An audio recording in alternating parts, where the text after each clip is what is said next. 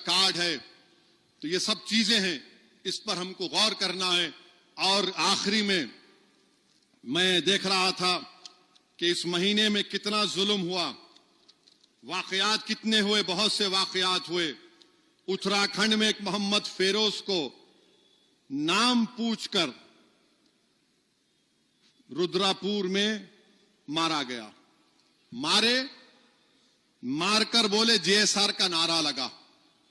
फिर उसके बाद आप देखिए, बीबीसी का वीडियो है, उसमें मीरठ में वासिद साहब जो गांव में कपड़ा बेचते हैं, उनको कोई मोहित साहब हैं, बड़े बांकड़े पहलवान हैं, मोहित साहब ने पकड़कर मारा, जेब से पैसे चोरी कर लिए, खानदानी चोर हैं, और उनको गांव में फिराया। फिर साथ ही साथ आप देखेंगे कि 19 फरवरी को जबलपुर में, सिहोरा एक जगह है, मस्जिद के सामने हमला हुआ, घरों को लूटा गया, घरों को जलाया गया।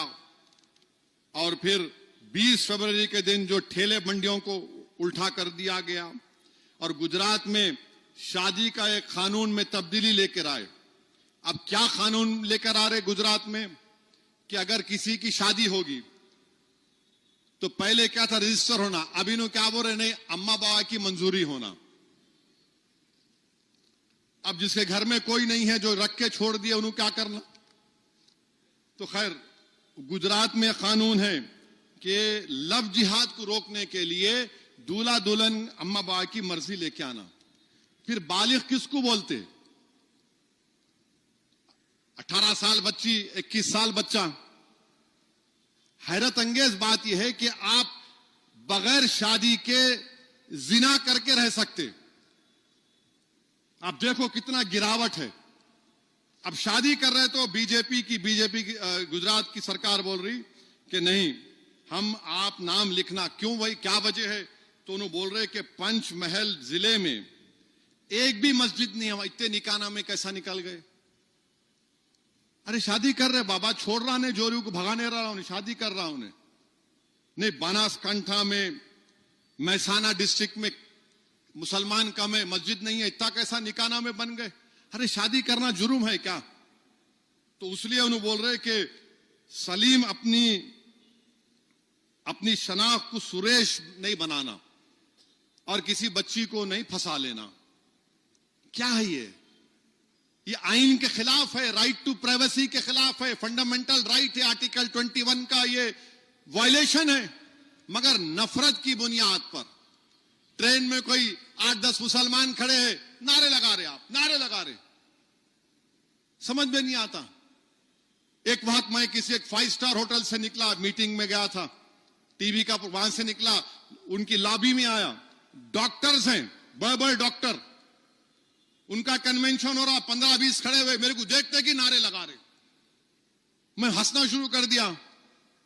बाद में 5-6 मिनट लगाए, थक गए, बोले आप हंस रहे? बोला कम से कम मेरे को देख के तुम्हारा खुदा तो याद आ गया तुम्हारे को। बोला हमारे में तासीर है।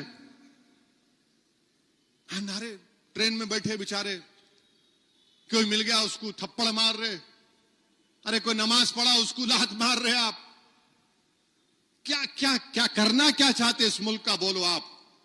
इससे आप मुल्क का भी नाम खराब कर रहे और जिस समाज से आपका ताल्लुक है उसको भी आप बदनाम कर रहे। आप ये समझ रहे कि ऐसा मुसलमानों को मारने से मुसलमान डर जाएगा? नहीं डरेगा, नहीं डरेगा। याद रखो, तुम किसी कमजोर को मारकर तुम्हारी बहादुरी समझ रहे, याद रखो अल्लाह पकड़ेगा तुमको इंशाअल्लाह ताला। जब कुरान में अल्लाह ने कह दिया कि फिरौन को पकड़ेंगे, कुरान में अल्लाह ने फरमा दिया 2-2 बार पकड़ेंगे, एक जमीन में और फिर जहन्नम की आग में डालकर। अल्लाह पकड़ेगा तुमको इंशाअल्लाह ताला। तुम मुल्क को बदनाम कर रहे, तुम समाज को बदनाम कर रहे। बात करे कि नहीं मारना उसको, मोटरसाइकिल पे आ रहा कोई, 3 दिखे, थप्पड़ मार रहा। किस लिए भाई? कि मुसलमान है इसलिए तुम मार रहे हो उसको? ये तुम्हारी हुकूमत का सबका साथ, सबका विश्वास है। कितना मारोगे तुम बताओ? तुम समझ रहे मारने से हम खत्म नहीं होंगे, तुम जितना मारोगे उतनी जिद पैदा होगी हम में। आज मार खाएंगे, कल तुम्हारा हाथ पकड़ लेंगे, याद रखो इंशाअल्लाह। तुम अगर कमजोर तादाद को देखकर कमजोर समझ रहे, याद रखो तादाद को देखकर कमजोरी मत समझो। रेडिकलाइजेशन तो तुम में हो चुका है। कोई आसाम का मुख्यमंत्री बोलता है वो क्या ऑटो में गए तो 1 रुपया कम दे दो। कोई बोलता है कि मियां वोट नहीं डालना। अरे तुम चीफ मिनिस्टर हो, एक इलेक्शन जीतने के लिए तुम मुल्क को कमजोर करोगे। अब पाकिस्तान चाइना को आने की जरूरत ही नहीं है मुल्क को कमजोर करने की। सोशल फैब्रिक को तोड़ने का काम तो आप लोग कर रहे हैं, मुल्क में डिवीजन पैदा तो आप लोग कर रहे हैं। मगर देश के बाहर जब मोदी जी जाते तो बोलते भारत में यह हो रहा है, भारत गांधी का मुल्क है, प्लूरलिस्टिक कंट्री है। मगर देश में जो होता मोदी जी उसको कंडेम नहीं करते। खैर बहरहाल इंशाअल्लाह ताला अल्लाह सुब्हानहू व तआला हमारे लिए काफी है। हस्बुनल्लाहु निअमल वकील, हस्बुनल्लाहु निअमल वकील। और अल्लाह कुरान में फरमा दिया कि मेरी रहमत से मायूस मत हो। ला तक़नतु मिन रहमतिल्लाह, अल्लाह की रहमत से मायूस मत हो। अल्लाह हमारी मदद करता था, कर रहा है और करेगा इंशाअल्लाह ताला। जिस तरह हमने इस माह मुबारक में तो बड़ा गलत होगा कि हमारे मुल्क के वजीर आजम इजराइल गए और इजराइल को जाकर इजराइल की पार्लियामेंट में तकरीर की। 25 फरवरी को 32 साल पहले 25 फरवरी को 32 साल पहले 1994 में मस्जिद खलील में उसी दिन एक यहूदी टेररिस्ट, गोल्डस्टाइन उसका नाम था, मुझे अच्छी तरह याद है, मैं बर्तानिया में पढ़ रहा था, अपने बार की एग्जाम की तैयारी में मसरूफ था। तो उसने मस्जिद खलील में घुसकर बंदूक से, बल्कि ऑटोमेटिक वेपन से 29 फलस्तीनियों को शहीद कर दिया, 125 को जख्मी किया। और भारत के हमारे वजीर आजम तकरीर कर रहे, वहां की इजरायली पार्लियामेंट में देश के वजीर आजम को ये याद नहीं आया गोल्डस्टाइन ने जो मस्जिद खलील में जो ये दहशतगर्दी की थी, टेररिज्म किया था। भारत के वजीर आजम ने कहा कि हम भारत इजराइल के साथ खड़ा है, हम टेररिज्म के खिलाफ हैं। वजीर आजम जो 32 साल पहले, वो आपको याद नहीं आया? अरे आप अपनी तकरीर में बोल देते हमास के बारे में, हमास गलत है। 70,000 से ज्यादा 73,000 कंफर्म मौतें हुई हैं, कंफर्म मुसद्दक़ा यानी उनकी लाश मिली। मगर जो मिसिंग है वो 5 लाख से ज्यादा मिसिंग है।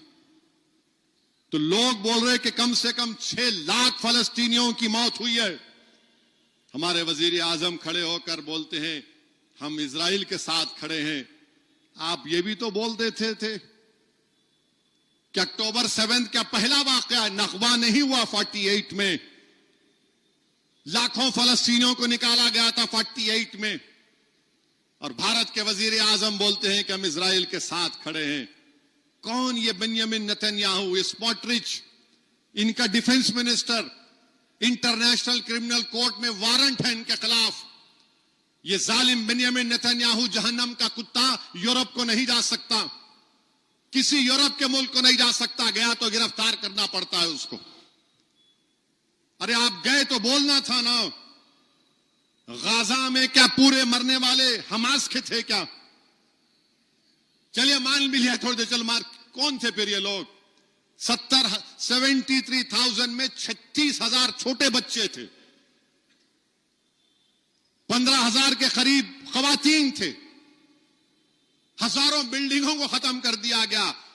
उसमें इतना मलबा है कि मलबा उठाने के लिए 10 साल लगेंगे। हमारे वजीर आजम चले गए। अरे अच्छा करे गए थे, बोलना तो था ना, बोलना था टेररिज्म। तो क्या ये टेररिज्म नहीं है गाजा में जो हो रहा है? आपको मालूम दुनिया में वाहिद मुल्क है इजराइल जो रेसिस्ट है। फलस्तीनी होगा तो उसके लिए एक अलग रोड, जो इजरायली होगा उसके लिए दूसरी रोड। आप रोड ही अलग कर दिए। ओपन जेल है वेस्ट बैंक, मगरबी किनारा एक और गाजा एक ओपन जेल है, और मगरबी किनारे में फलस्तीनियों के घरों को तोड़ तोड़ कर वहां पर ये जालिम ज़ायनिस्ट लोग वहां पर घर बना रहे। वजीर आजम वो भी नहीं बोलते। अरे क्यों नहीं बोलते आप? अगर आप दहशतगर्दी को कंडेम करते हैं तो करना था, बराबर हमास को कंडेम करना था। मगर जो इजराइल की दहशतगर्दी है, कौन सा सीज फायर बोलने के बाद भी 1000 फलस्तीनी मारे गए। ये जो भी सीज फायर हुआ, क्या हुआ नहीं हुआ। और फिर ये मल्टी कल्चरलिज्म कहां गया बताइए? क्यों नहीं बोलते आप मेरे अजीज दोस्तों और बुजुर्गों? और ये तमाम बीजेपी आरएसएस के लोग बोल रहे हैं हम इजराइल से हथियार खरीदते। अरे फुकट में दे रहा, 20 बिलियन का हथियार खरीदे अब 2020 से 24 तक। कोई भी देता हथियार आपको, क्या फ्री में बांट रहा हूं ने? 20 बिलियन का हम हथियार खरीदे इजराइल से, तो क्या हथियार फिर खरीद के क्या करेंगे आप? ठीक है, देश की सुरक्षा के लिए, डिफेंस के लिए होगा, मगर आप इतने भी तो कमजोर नहीं हैं कि आप उनको याद दिला सकें। मुल्क से बाहर जाते तो आप बोलते कि मैं गांधी के मुल्क से आया हूं। मैं गांधी के मुल्क से अगर आया हूं तो फिर इजराइल की दहशतगर्दी पर कुछ तो बोलते। और फिर आप बोलते नहीं बांग्लादेश में हिंदुओं से हो रहा है, उसका भी कंडेम करें हम, उसका भी तो कंडेम करें। तुम भिजा दो औरत को यहां से, मामला ठीक हो जाएगा बांग्लादेश से। मगर जो जुल्म फलस्तीनियों पर हो रहा है, और आपको बता रहा हूं, मुल्क के वजीर आजम इजराइल से जो उनकी मोहब्बत है वो सिर्फ आइडियोलॉजी की बुनियाद पर है। और क्यों है मैं बताता हूं आपको। मैं एक मैगजीन पढ़ रहा था, कैरावान मैगजीन है, उसमें उन्होंने कहा कि 1965 में 1965 में एक इजराइल का कौंसल जनरल उस वक्त बंबई में बैठता था, उसका नाम था पेरेट्स गॉर्डन। उस पेरेट्स गॉर्डन ने उस वक्त की बीजेपी का पहला नाम जो था वो जनसंघ था, उनके नुमाइंदों से मिलता था। और वो लिख रहा है डिप्लोमेट कि ये मुसलमानों से नफरत करते हैं, इसीलिए हम इनसे मुलाकात कर रहे हैं। फिर 66 में उनकी फॉरेन मिनिस्ट्री ने कहा, इजराइल की इंटेलिजेंस एजेंसी उनसे कांटेक्ट में थी, जनसंघ के लोगों से। और फिर उन्होंने ये भी लिख दिया कि कोई साहब थे जनसंघ के मनोहर लाल सोंधी, उनका भी बड़ी मोहब्बत की बातें लिखी गई उनके बारे में। और फिर उसमें यह भी लिखा गया, माने ये सब इजराइल से उनके तमाम चीजें निकली हैं। वो डॉक्यूमेंट्स में कहा गया कि इजराइल का जो कॉन्सुलेट जनरल था वो जनसंघ के एमपीज को बोला कि पार्लियामेंट में आप सवाल उठाओ ताकि आप उस वक्त की हुकूमत को एम्बैरस कर सकें। और सुनिए, 31 दिसंबर 1973 को बंबई के इजरायली कॉन्सुलेट से कौन मिलता है? नाथूराम गोडसे का भाई गोपाल गोडसे। गोपाल गोडसे मिलता है और वो खुलकर बोल रहा है कि मुसलमानों से मैं नफरत करता हूं। और वो बोलता है कि क्या इजरायली एम्बेसी या कॉन्सुलेट मुझे मदद कर सकती है? मैं प्रिंट करना चाह रहा हूं, ये नफरत के पैगाम को प्रिंट करना चाह रहा हूं। तो ये पुराना रिश्ता है इन लोगों का, बहुत पुराना रिश्ता है। ये मुल्क के मफाद में है कि हमको बता दो आप कौन क्या कैसे मुल्क के मफाद में है। पूरा ग्लोबल साउथ जो है वो आज परेशान है, वो फिक्रमंद है कि भारत के वजीर आजम क्या कर रहे हैं। कहां गया हमारा मल्टी अलाइनमेंट की पॉलिसी? कहां गया मल्टी अलाइनमेंट की पॉलिसी? कौन पूछ रहा है? अरे ईरान पर हमले करने की तैयारी हो रही है। वजीर आजम बोलते ना, ये जंग मत नहीं होना चाहिए। रशिया गए तो रशिया से कहा कि देखो जंग नहीं होना, जंग खत्म होना। यहां पर भी तो बोल सकते थे आप, यहां पर भी तो बोलना चाहिए था आपको।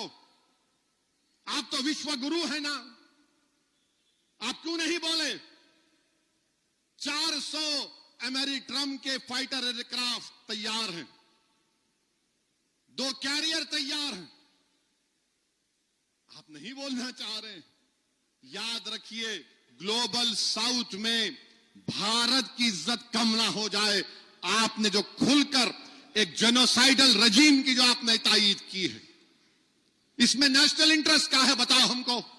हथियार कौन नहीं बेचता? आपको हथियार खरीदने सब बेचने तैयार है। आइडियोलॉजी एक ही है, जायनिज्म की और जो आरएसएस की आइडियोलॉजी है, नफरत के ऊपर है वो। लोग पूछते हैं आपको क्या पड़ी फलस्तीन से? अरे मेरे भाई, वो मुसलमानों का तीसरा बड़ा रिलीजियस प्लेस भी है और वो इंसाफ का इशू है। गांधी ने क्या कहा था उसके बारे में तुमको मालूम? महात्मा गांधी ने क्या कहा था? महात्मा गांधी ने क्या कहा था मैं आपको सुनाता हूं।